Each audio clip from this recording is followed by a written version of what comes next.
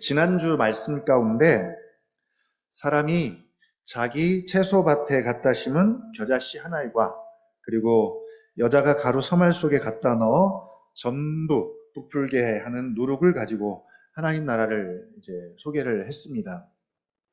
자, 이 소개를 듣고 하나님 나라에 대한 어떤 기대감이 생겼을까요? 김경희 집사님이 저한테 왜 겨자씨는 안 심으셨어요? 예, 물어보시더라고요. 한 주간 동안 또 말씀을 막 생각하면서 이 겨자씨에 대해서 또 막 궁금해 하셨는데, 예, 기대감이 좀 생겼을까요? 아니면 오히려 이럴 수 있습니다. 에게 겨우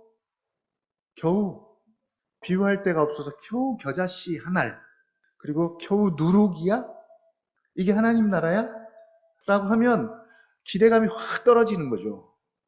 이 두 비유는 하나님 나라가 갖고 있는 아주 중요한 성질을 이야기하고 있습니다.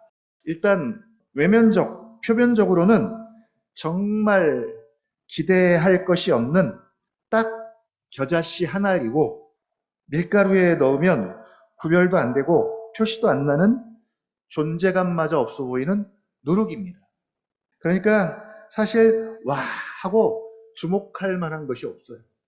오히려 말하고 싶지 않거나 드러내고 싶지 않는, 그냥 모른 척하고 싶은, 우리가 사람들하고 얘기할 때 그럴 때가 있잖아요. 되게 말하고 싶지 않고 그냥 모른 척하고 싶은 그런 수준이고 내용이에요. 그러나입니다. 반드시 성장하고 자라서 큰 나무, 매가가 됩니다. 그리고 그 가지가 자라서 풍성한 생명이 깃들게 될 것입니다. 필연적으로 그렇게 될 것이고요. 또 누룩은 전부를 부풀게 하고 변화시키는 힘과 능력과 영향력을 가지고 있습니다. 바로 우리가 늘 품고 기대하고 또 그렇게 살아가는 하나님 나라가 갖고 있는 성질입니다. 그 성질이 우리에게도 있는 거죠. 하나님 나라가 우리 안에 임해 있다면 우리에게도 그 성질이 있는 거죠. 그래서 하나님 나라를 이해하고 바라볼 때 이 두 요소가 반드시 들어 있어야 우리가 실족을 안 할 수 있죠. 왜냐하면 당장 우리도 하나님 나라라고 할 만한 것이 별로 없잖아요. 별로 없어요. 적어도 외형적으로는 그래요. 이곳에 하나님 나라가 진짜 분명하고 확실하면 왜 사람들에게 하나님 나라가 여기 있으니까 한번 와보라고 왜 우리가 못하겠어요? 겨우 겨자씨 하나 심어 놓은 것 같습니다. 말해도 믿지도 않을 거고 그 넓은 밭에 그 넓은 세상에 겨자씨 하나를 무슨 기대와 무슨 소망이 있겠어요. 그러나 심어본 사람은, 겨자씨의 자라감을 아는 사람은 이 겨자씨 한 알이 가져올 나중이 얼마나 확실하고 풍성한지 알고 그리고 그렇게 심는 거죠. 그러나 그 생명력과 가치를 모르면, 자라감의 결과를 모르면 겨자씨 한 알은 정말 기대감이 1도 없는, 그래서 뭐 있든지 말든지 그냥 그런 씨에 불과한 거죠. 누룩도 마찬가지입니다. 전부를 부풀게 하는 힘과 능력과 영향력이 있습니다. 우리가 하나님 나라를 품고 살면 그 나라가 갖는 힘과 능력과 영향력이 있습니다. 그래서 반드시 변화를 가져옵니다. 물론 지금은 뭐 도드라지거나 뭐 사람들이 주목할 만한 거창한 화려한 것은 없을 수 있어요. 우리가 늘 영광이라는 표현을 자주 쓰지만 사람들이 영광을 알아보고 주목할 만한 그런 영광을 우리가 가지고 있고 우리 교회가 가지고 있다면, 그리고 그런 것들이 외관으로 드러난다면, 열매로 드러난다면 사람들이 진짜 구름대처럼 몰려오겠죠.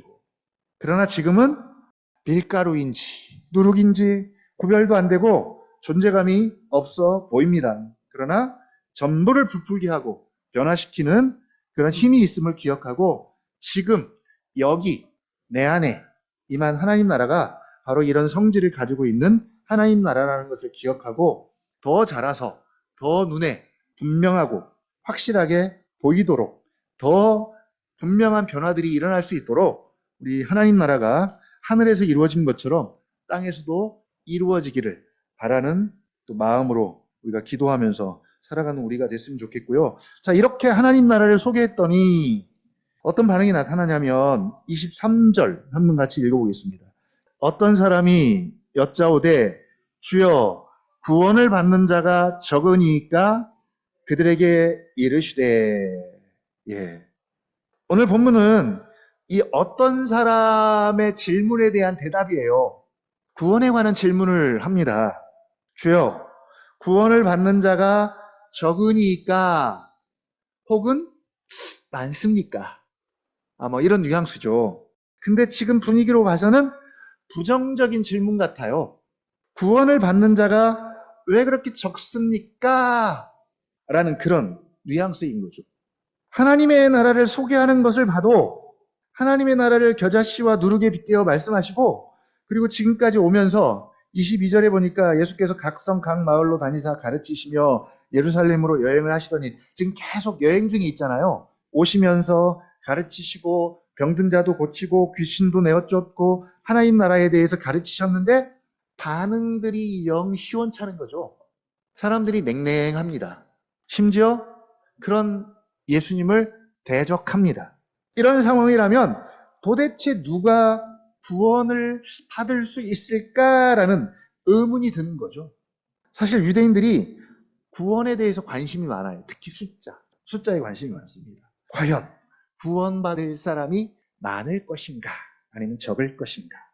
천국잔치에 참여하는 사람들이 많을까 혹은 적을까? 관심이 대단히 많습니다. 근데 이 관심 이면에 어떤 마음이 깔려 있냐면 자기들은 기본적으로 오케이예요. 오케이. 따놓은 당상이에요. 자기들을 제외하고 누가 이 구원에 들어올 수 있겠는가 궁금해 죽겠죠. 근데 지금 돌아가는 분위기를 보면 예수님에 대해서 그렇게 호의적이지가 않은 거죠. 그래서 이 질문을 합니다. 근데 예수님의 답변이 이 사람의 질문과는 좀 거리가 있어 보여요. 구원받은 사람의 많고 적음이나 혹은 구원의 과정보다는 오히려 다소 의아한, 오늘 제목이죠. 우리가 찬양을 통해서 불렀던 가사 그대로입니다. 좁은 문으로 들어가기를 힘쓰라 라는 말씀을 주십니다. 24절 같이 한번 다시 읽어볼까요? 24절 좁은 문으로 들어가기를 힘쓰라. 내가 너희에게 이르노니 들어가기를 구하여도 못하는 자가 많으리라. 좁은 문으로 들어가기를 힘쓰래요. 힘쓴다는 표현이 사실 되게 강력한 표현입니다. 노력을 요합니다. 굉장한 노력을 요하는 말씀이에요. 마치 운동선수들이 매일매일 육체를 단련하고 또 경기를 위해서 애를 쓰듯이, 학생들이 공부를 위해서 애를 쓰듯이, 아니면 군인들이 전쟁을 위해서 진심으로 훈련하듯 그렇게 힘을 쓰래요. 그러면 이 말씀이 마치 우리의 어떤 열심과 우리의 노력으로 구원을 이루라라는 그런 말씀처럼 들릴 수도 있는데, 한번 보겠습니다. 자, 좁은 문은 어떤 문일까요? 좁은 문. 좁은 문으로 들어가기를 힘쓰세요? 아니면 이미 들어왔는데 뭐 힘을 쓸 게 있을까요? 자, 곤란한 질문 한 개만 할게요. 좁은 문으로 들어오셨나요? 들어가시는 중인가요? 네. 헷갈리죠? 지금까지 이 좁은 문은 지금까지 예수님이 제자들과 무리를 향해 주시는 말씀입니다. 예수님이 지금까지 좁은 문을 제시해 주셨어요. 좁은 문을 만들어 주셨습니다. 나를 따르려면 자기를 부인하고 자기 십자가를 지고 자기의 모든 소유를 버리고 나를 따라야 한다. 바로 이 말씀들이 좁은 문입니다. 이 좁은 문을 지나면 좁은 길이 계속 될 겁니다. 그리고 그 길은 협착하고 길이 좁습니다. 근데 마지막은 영생이래요. 바로 이 좁은 문으로 들어가기를 힘써라 라고 말씀하십니다. 왜냐하면 들어가기를 구하여도 못하는 자가, 못 들어가는 자가 많으리라. 그러면서 주시는 비유가 이제 25절부터인데 이 말씀은 아주 우리를 고민하게 하고요, 두렵게 하는 말씀 중에 하나입니다. 한번 같이 읽어보겠습니다. 25절 시작.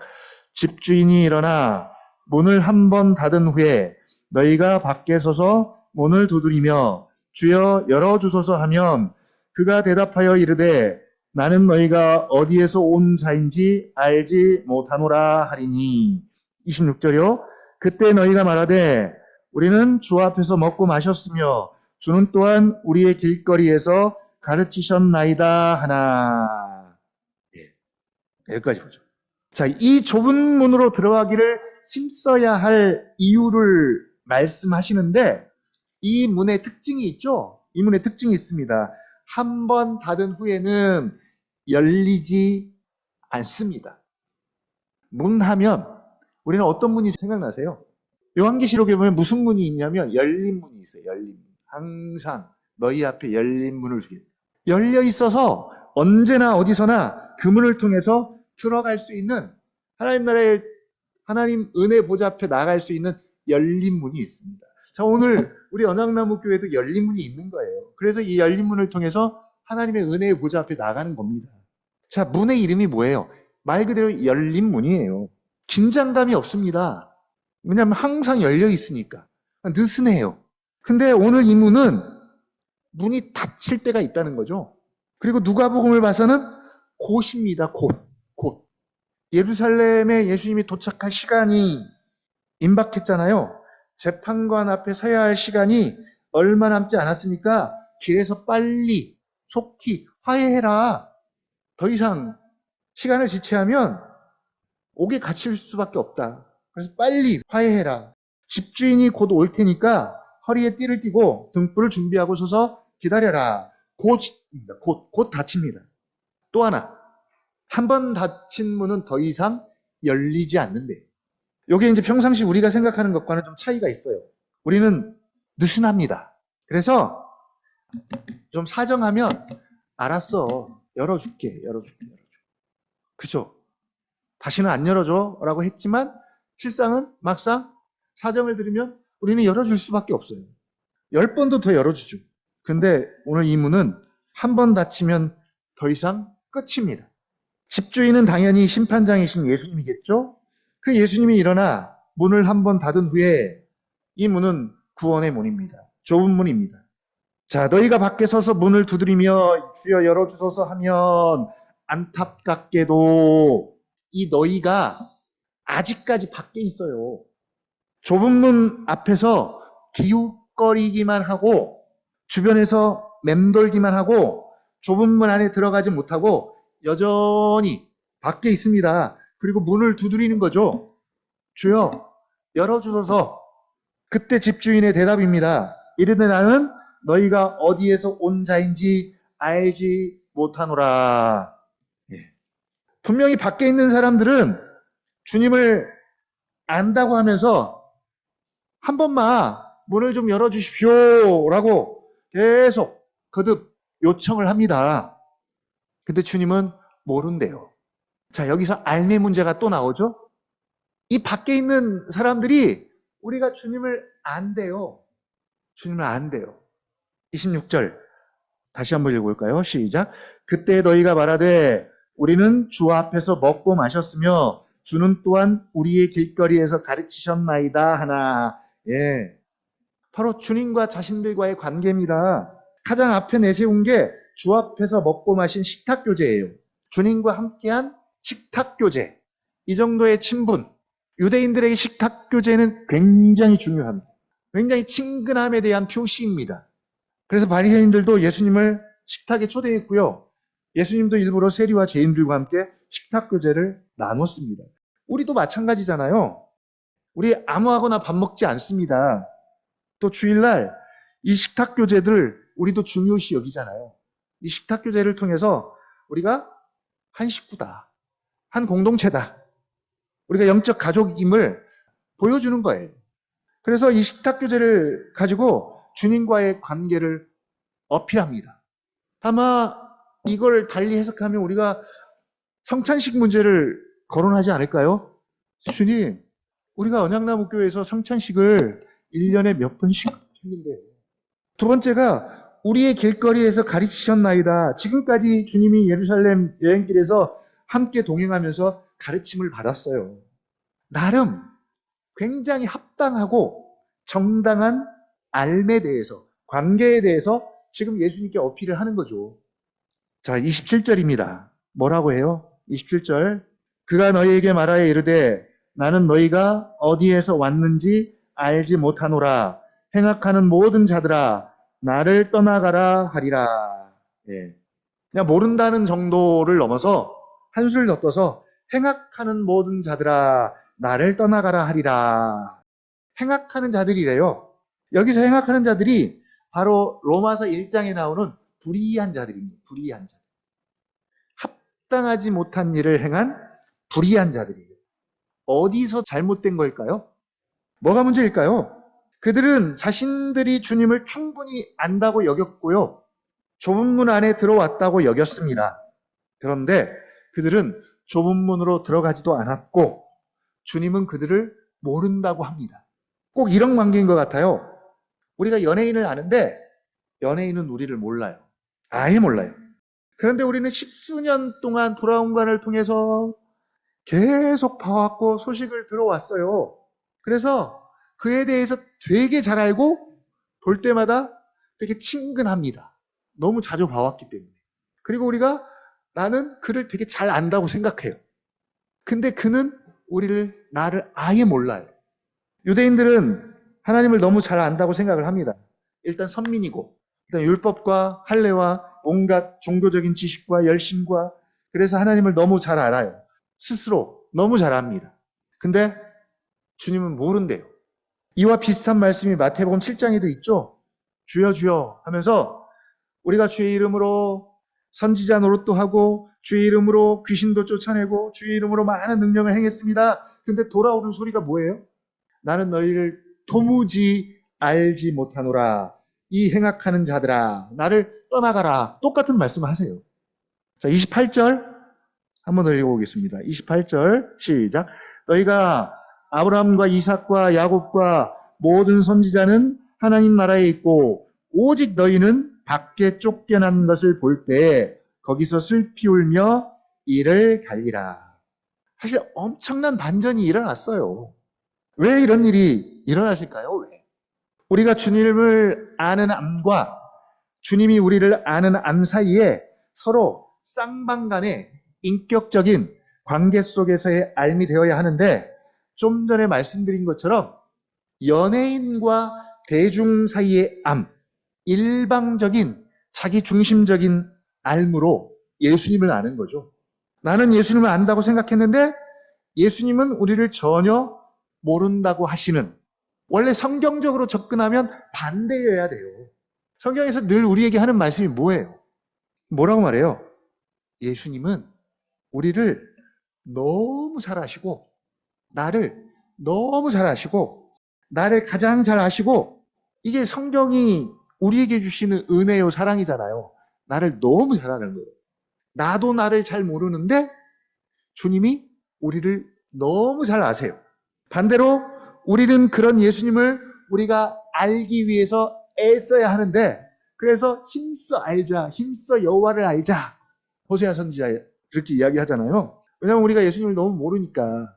그래서 그렇게 애써야 하는데 실제로는 예수님 알기를 게을리하고 심지어 시선을 계속 예수님께 둬야 되는데 돌려서 세상을 향하는 모습이 우리의 진짜 모습입니다. 근데 오늘 이 비유 속에서는 그들은 예수님을 안다고 그러고 예수님은 그들을 모른다고 말씀을 하시고 심지어 행악하는 자들이라고 하면서 떠나라 분노하십니다. 왜 좁은 문으로 들어가기를 힘쓰라고 하는지 그 이유를 아시겠죠? 이런 일이 일어나지 않도록 하기 위해서입니다. 누구에게나 이런 일이 일어날 가능성이 있기 때문에. 주님 앞에서 먹고 마셨고 길에서 가르침을 받았는데 결론은 어떻게 됐어요? 좁은 문으로는 들어가지 않았습니다. 주님 앞에서 먹고 마시고 가르침을 받는 것이 좁은 문으로 들어가는 것은 아닙니다.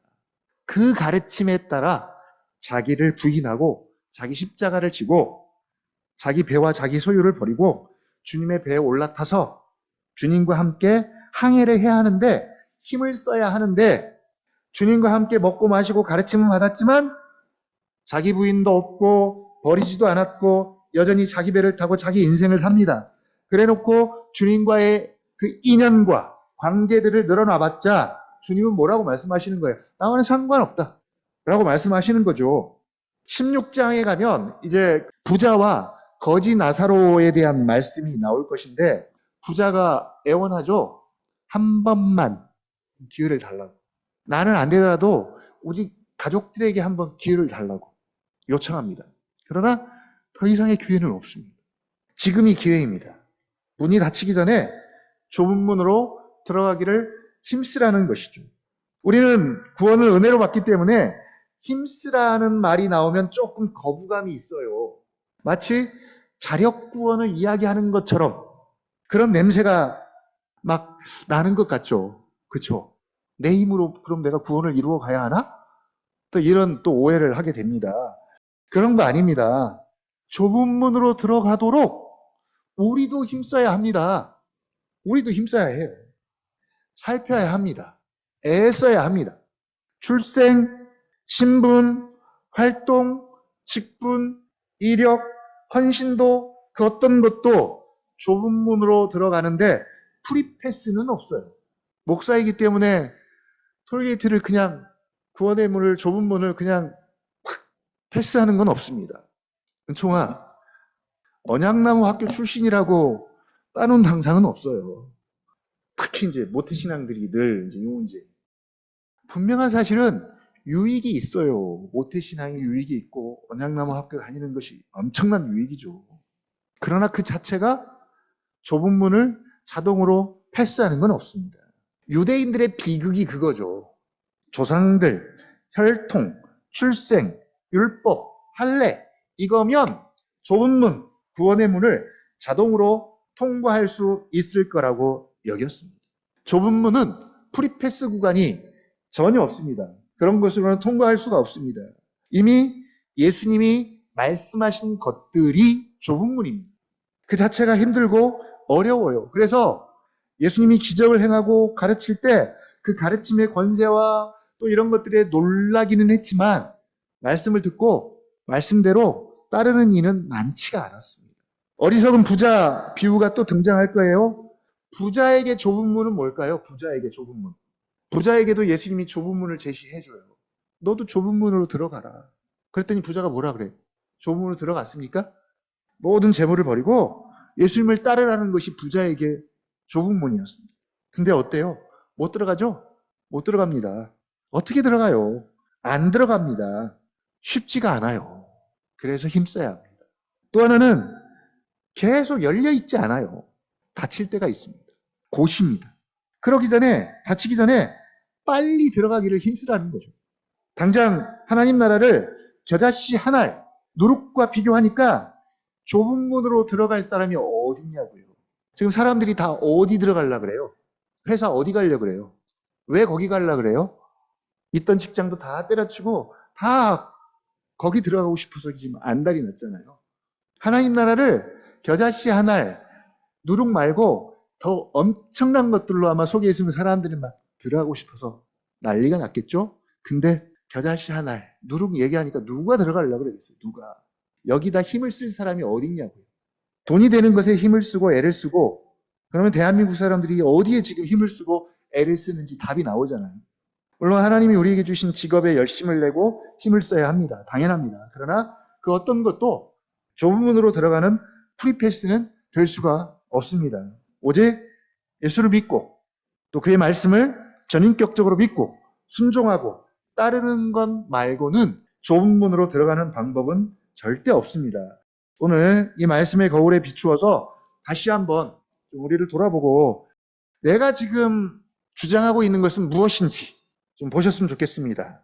비유에 등장하는 사람들처럼 내가 주님과 함께 식사도 했고 또 우리 길에서 가르침을 받았고 주여 주여 하면서 선지자 노릇도 했고 주의 이름으로 우리가 행한 것들, 노력들, 열심들, 헌신한 것들 가지고 좁은 문을 통과할 것이라고 안심하고 있다면 다시 한번 주님과의 관계를 생각했으면 좋겠습니다. 특히 인격적인 관계를 좀 돌아보고 나를 따르라는 주님의 말씀 앞에 내가 인격적으로 반응하고 또 지금 그렇게 말씀대로 따라가고 있는지 좁은 문으로 들어가기를 힘쓰고 있는지 좀 돌아보고 함께 이 시간 기도하는 시간 가졌으면 좋겠습니다.